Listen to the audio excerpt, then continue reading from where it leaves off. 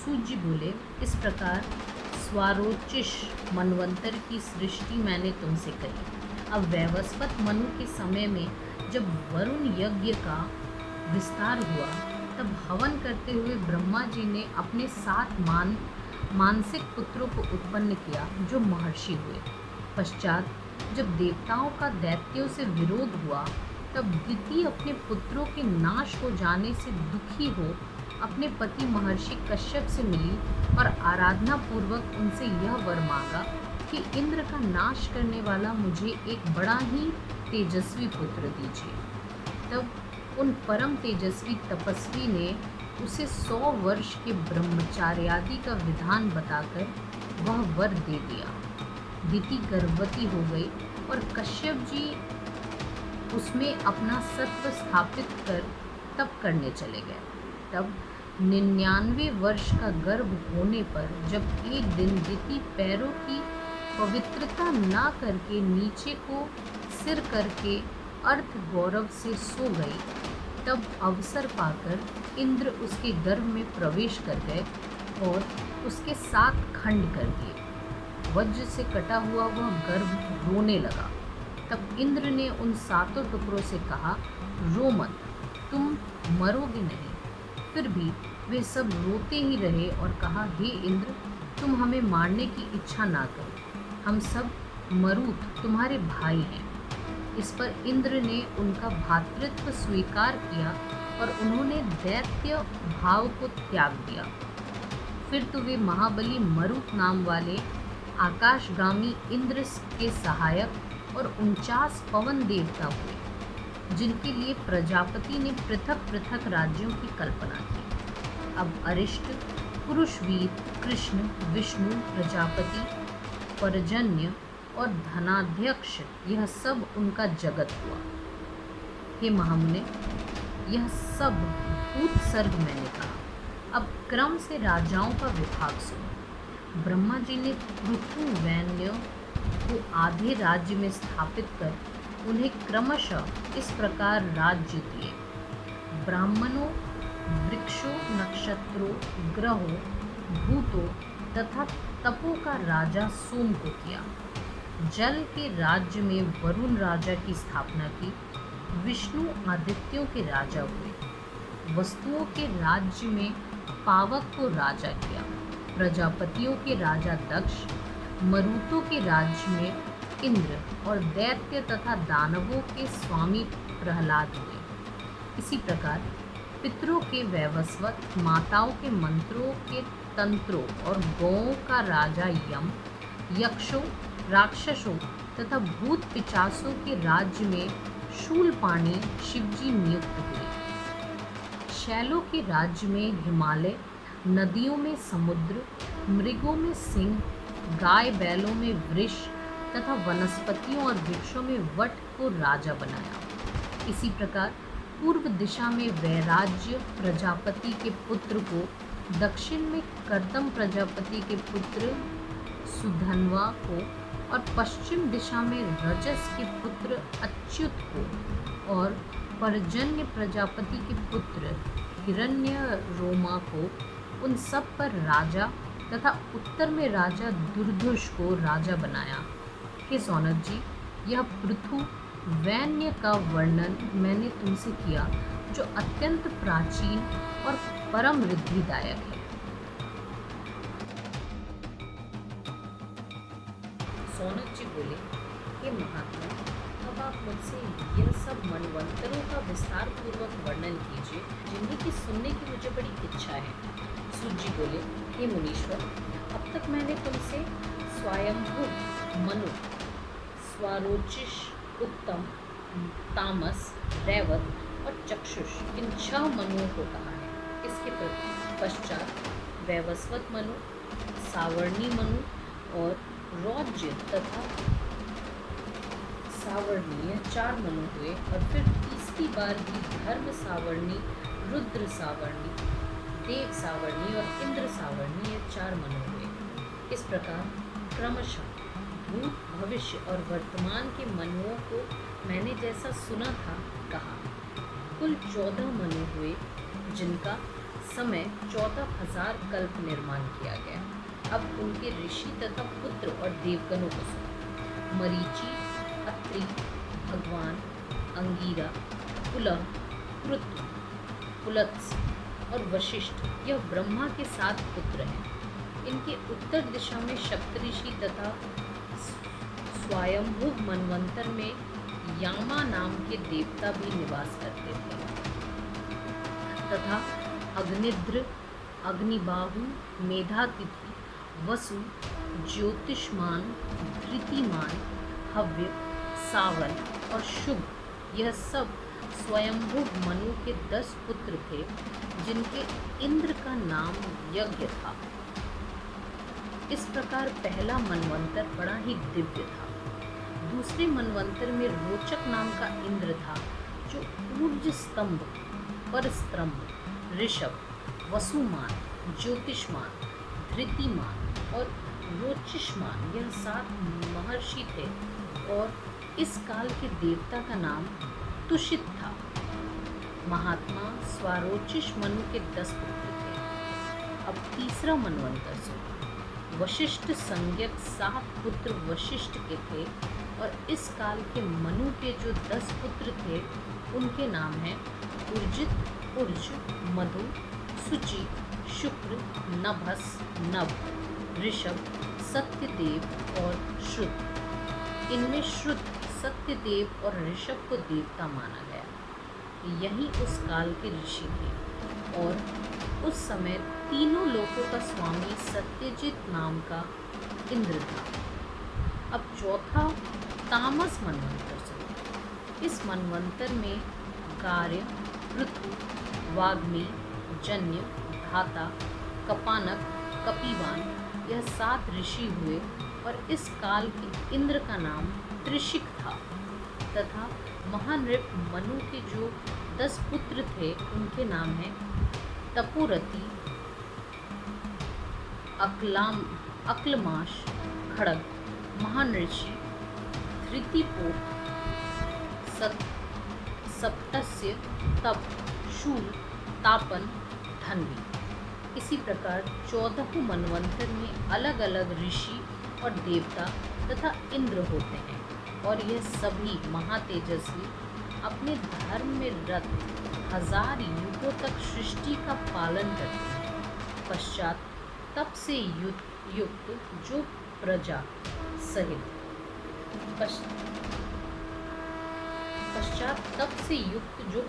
सहित ब्रह्मलोक को जाते हैं। 100,000 की पूर्ति में इनका कल्प समाप्त होता है और जब सूर्य की किरणों से सब प्राणी जलने लगते हैं तब ब्रह्मा जी नारायण हरि में प्रवेश कर जाते हैं और कल्प के अंत में फिर सब भूतों को उत्पन्न करते हुए तथा शिवजी संहार करते हैं।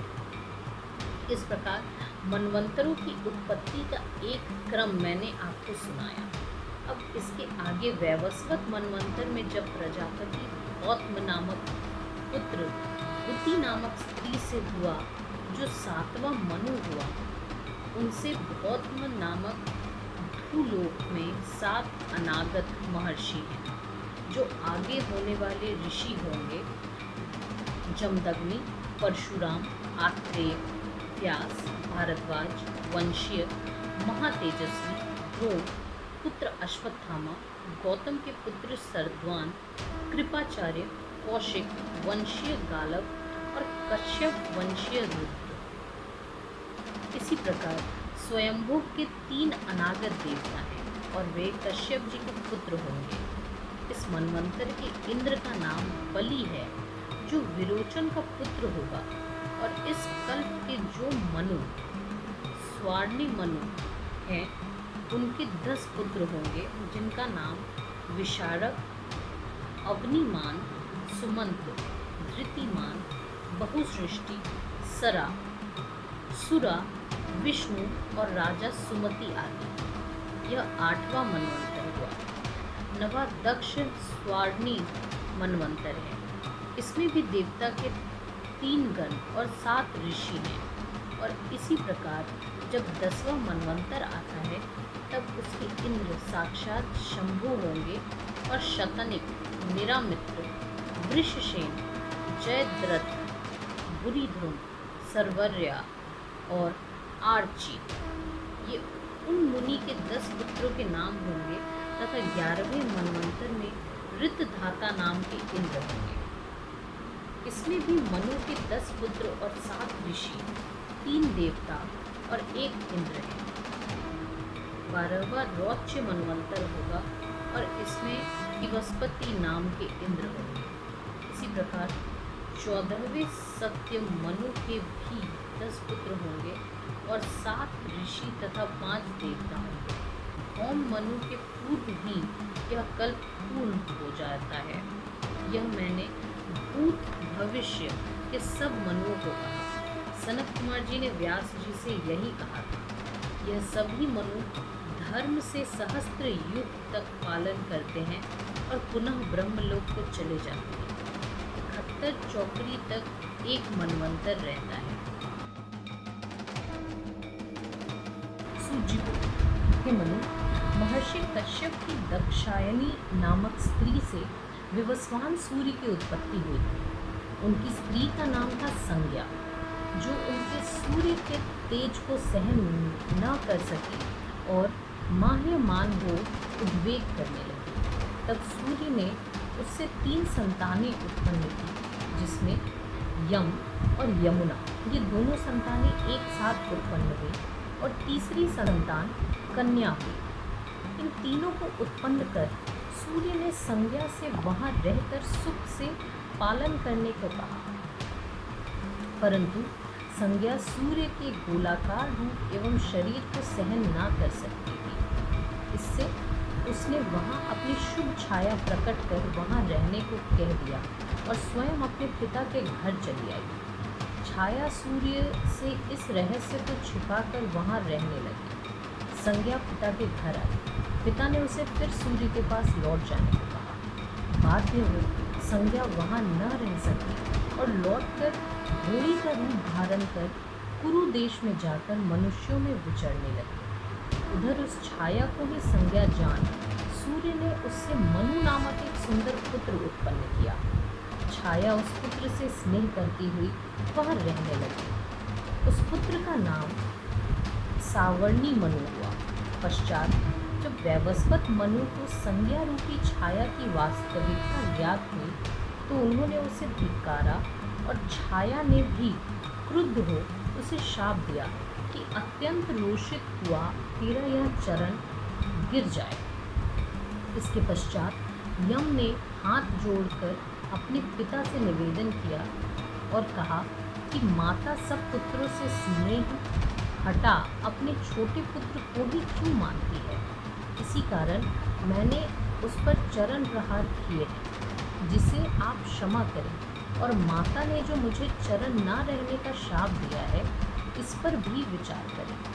सूर्य ने कहा, तुम्हारी माता का वचन मिथ्या करने की मुझमें शक्ति भी नहीं है। तुम्हारे चरण के मांस को कृमि अर्थात कीड़े लेकर पृथ्वी पर अवश्य गिर जाएंगे। सूर्य जी कहते हैं, हे मुनीश्वर, इस प्रकार सूर्य ने अपने पुत्र यम से कहकर अपनी स्त्री छाया से क्रोधित होकर कहा कि हे कुबुद्धे, तूने यह क्या किया? तेरा केवल इसी एक पुत्र में स्नेह क्यों है? इसका कारण कहो। तब छाया सूर्य का यह वचन सुन सब बातें सत्य सत्य निवेदन कर कहने लगी। उसने कहा, तुम्हारे तेज से जलती हुई तुम्हारी स्त्री संज्ञा तुम्हें छोड़ तृण के वन में चली गई है। तुम उस पर कृपा करो। मैं उसी का प्रतिबिंब छाया हूँ। मैं तुम्हारे रूप को सुधारूंगी। यह सुन सूर्य का क्रोध दूर हो गया। पश्चात मुनि ने भ्रमित आरोपण कर सूर्य देव का विकट तेज छीन लिया। उस तेज के कम हो जाने से सूर्य देव का रूप शोभायमान हो गया। उन्होंने देखा कि उनकी स्त्री संज्ञा योग में स्थित है। तब उस घोड़ी रूप धारण किए संज्ञा पर मुग्ध हो सूर्य देव ने अश्वरूप धारण कर उससे भेंट की, परंतु परपुरुष की इच्छा से उसने वैसा न होने दिया। सूर्य का वीर उसकी नासिका पर गिरकर दो खंड हो गया, जिससे दो अश्विनी कुमार प्रकट हो गए। उन दोनों को सूर्य ने अपने परम मनोहर रूप से देखा। संज्ञा अपने पति का अवलोकन कर परम प्रसन्न हुई। अपने पति सूर्य को साथ लेकर घर आई। इसमें यम को बड़ा दुख हुआ। वे धर्म से प्रजा को प्रसन्न करने लगे। अब वे स्वर्णी मनु प्रजापति हुए। इसके पश्चात भाव्य मनु होंगे। इधर जो सूर्य की छोटी कन्या यमी थी, वह लोकों को पवित्र करने वाली यमुना नदी हुई। इन्हीं मनु को लोक में मनु या स्वर्णी मनु कहते हैं। जो इन देवों के जन्म को सुनता या धारण करता है, उसकी आपत्ति दूर हो जाती है तथा वह यश का भागी होता है। सूची बोलो। इसके पश्चात उन्हीं वैवस्वत मनु के इक्ष्वाकु, शिबी, नाभाग, धृष्ट, शयाति, नरिष्यंत, नाभा, करुष और प्रियवत ये 9 पुत्र उत्पन्न हुए। जब यह उन प्रजापति के पुत्रेष्टि यज्ञ में उत्पन्न हुए, तो उसी समय उस यज्ञ से एक कन्या भी उत्पन्न हुई, जिसका नाम इड था। उसे प्रकट होते देख दंडधारी मनु ने कहा, इडा, यहाँ मत आओ। इस पर इडा ने कहा, आपका कथन सत्य है, क्योंकि मैं तो धर्मयुक्त पुत्र की कामना करने वाले प्रजापति मित्रा वरुण के अंश से उत्पन्न हुई हूँ, अतः मैं उनके पास जाती हूँ। ऐसा कहकर वह सती मित्रा वरुण के पास चली गई और अपनी उत्पत्ति का समाचार कहकर यह बतला दिया कि तुम पुत्र के इच्छुक हो, इसलिए तुम अपने वंश चलाने वाले अन्य पुत्रों को उत्पन्न करने का कोई और ही उपाय करो। इस पर प्रसन्न होकर मित्रा वरुण ने कहा कि मैं तुम्हें ऐसा ही सत्यवादी पुत्र दूंगा, जो सुधुम्न से मनु का वंशवर्धक होगा। ऐसा सुनकर वह फिर अपने पिता की ओर लौटे, परंतु मार्ग में ही बंधु के मिल जाने से वह उसके साथ मैथुन योग्य को प्राप्त हो गई, जिससे सोमपुत्र पुरुरवा का जन्म हुआ, जो श्रेष्ठ अप्सरा उर्वशी का पति हुआ। पुरुरवा के जन्य के बाद इडा फिर सुधुम्न भाग को प्राप्य हुई और उससे उत्कल गए और विंत्राश्व 3 जामात्री पुत्र हुए। तब उत्कल के उत्कल ब्राह्मण तथा विंध्वाश्व के पश्चिमी ब्राह्मण और गय के पूर्वी गय नाम के ब्राह्मणों की प्रसिद्धि हुई। यह देख मनु ने पृथ्वी को 10 क्षेत्रों में बांटकर मध्य देश को इक्ष्वाकु के लिए दिया। फिर उन्हीं सुधुम्न ने पुरुरवा को धर्मराज की पदवी दी और वहाँ का राज्य दिया। और नरिष्यंत, जिसमें स्त्री और पुरुष दोनों के लक्षण थे, उसके शक नभग और अम्बरीश हुए। फिर राजपुत्री सुकन्या, जो चैवन ऋषि की पत्नी थी, उसके 100 पुत्र हुए। उसमें ककुदमी सबसे बड़ा और तेजस्वी था, जिसके रेवती नामक कन्या उत्पन्न हुई, जो दूसरी लक्ष्मी थी। जब उसके योग्य कोई वर ना मिला, तो राजा ककुदमी दुखी हो ब्रह्मा जी से मिला और प्रार्थना पूर्वक अपना अभिप्राय कहा। ब्रह्मा जी ने उसको उसकी कन्या के लिए बलदेव जी को देने के लिए कहकर उसे द्वारिका भेज दिया। द्वारिका आकर उसने अपनी रेवती नामक कन्या को श्री कृष्ण के भाई बलराम को प्रदान कर दिया। फिर वह महाप्रभा राजा सुमेरु पर्वत पर जाकर तप में स्थित हो शिवजी की आराधना करने लगे। उस स्त्री से बलराम के 100 पुत्र उत्पन्न हुए, जिससे उन दोनों महात्माओं के वंश की अपूर्व वृद्धि हुई और वे सब क्षत्रिय हृष्ट पुष्ट होकर चारों दिशाओं में फैल गए। फिर नाभागा दृष्टि के भी पुत्र हुए और वे ब्राह्मणत्व को प्राप्त हुए। उन्होंने अपना क्षत्रिय वंश स्थापित कर ब्राह्मणों का सा कर्म किया। फिर दृष्ट से धराष्ट्र और ब्राह्मणत्व की प्रचुरता से क्षत्रियत्व से हीन कामरूप क्षत्रिय हुए। फिर मनु का पुत्र मृग बड़ा दानी हुआ। जो गोदान के व्यक्तिक्रम से तथा अपनी दुर्बुद्धि एवं पाप से गिरगिट हुआ, जिसका उद्धार श्री कृष्ण जी ने किया। इसी प्रकार मनु के 8वें पुत्र वृषध्व को उसके कर्मों ने शूद्र बना दिया और नवा पुत्र कवि बड़ा ही बुद्धिमान हुआ, जो इस लोक में दिव्य सुख को भोग कर दुर्लभ मुक्ति को प्राप्त हुआ। सूत जी बोले, पूर्वजों, इस प्रकार मनु की नासिका से इक्ष्वाकु नाम का एक बड़ा दानी पुत्र हुआ, जिसने 100 पुत्र उत्पन्न किए। उन्हीं सब में से आर्यवर्त में अनेक राजा हुए। उसमें सबसे बड़ा विकुक्षी अयोध्या का राजा हुआ। यह बड़ा ही धर्मात्मा और श्राद्ध कर्म करने वाला था, परंतु एक बार श्राद्ध कर्म के अंतर्गत ही इसने खरगोश का मांस भक्षण कर दिया, जिससे यह शशादत्त को प्राप्त हो गया और इक्ष्वाकु ने इसे त्याग दिया और शकुनी आदि फिर 15 पुत्र उत्पन्न किए, जिन्होंने उत्तरायण देश की रक्षा की। अयोध्या का पुत्र वीरवान कुकुत्स हुए और उनके अरिनाभ नामक पुत्र तथा पृथु का पुत्र विष्टराष्ट्र हुआ, जिसने इंद्र नाम के पुत्र को उत्पन्न किया और यही प्रजापति हुआ। फिर इंद्र के युगनाश्व उसके श्राव और श्रावत्व हुआ, जिसने श्रीवस्ती नाम की नगरी बसाई।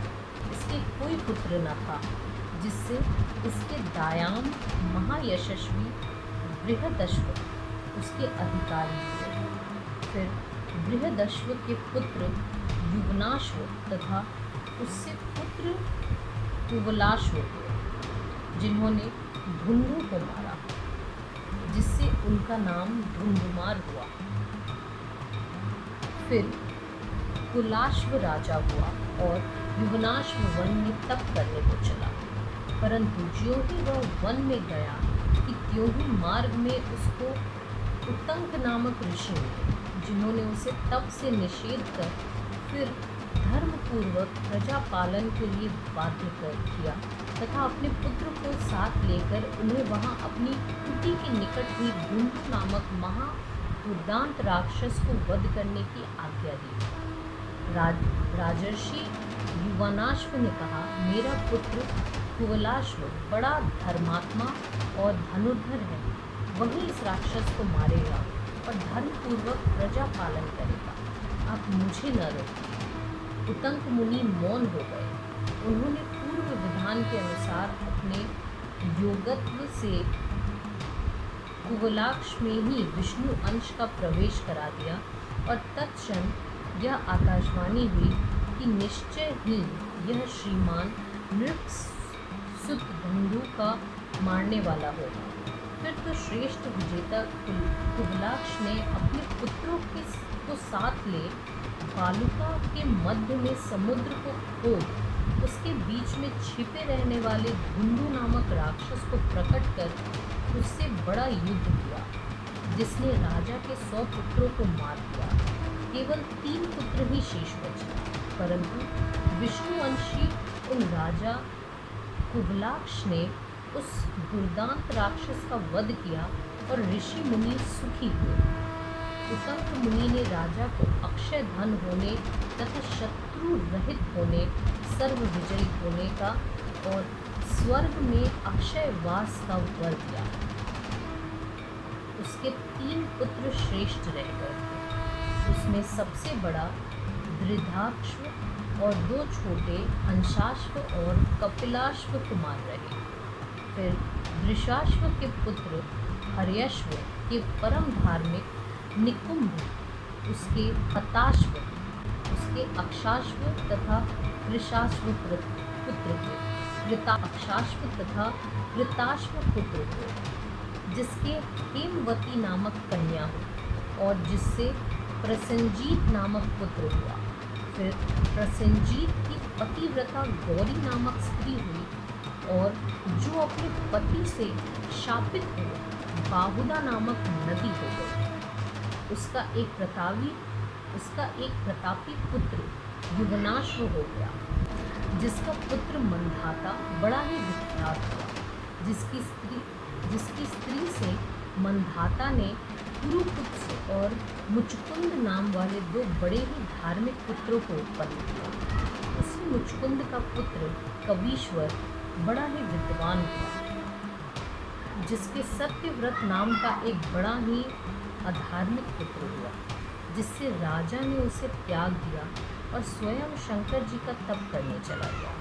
उसके चले जाने पर अधार्मिक सत्यव्रत राजा हुआ, जिससे अप्रसन्न हो इंद्र ने 12 वर्ष तक उसके राज्य में वर्षा नहीं की। उन्हीं दिनों महातपस्वी विश्वामित्र अपनी स्त्री को त्याग कर समुद्र के किनारे कठिन तपस्या कर रहे थे। इधर उनकी स्त्री अपने 100 पुत्रों की रक्षा के लिए और औरस पुत्र को अपने गले बांधकर 100 गौ बदले में बेचने लगी।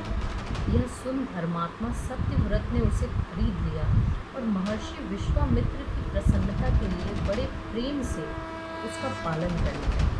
तब गले में बंधे रहने के कारण यही आगे चलकर गालव नाम से विख्यात हुआ और यह भी बड़ा तपस्वी हुआ।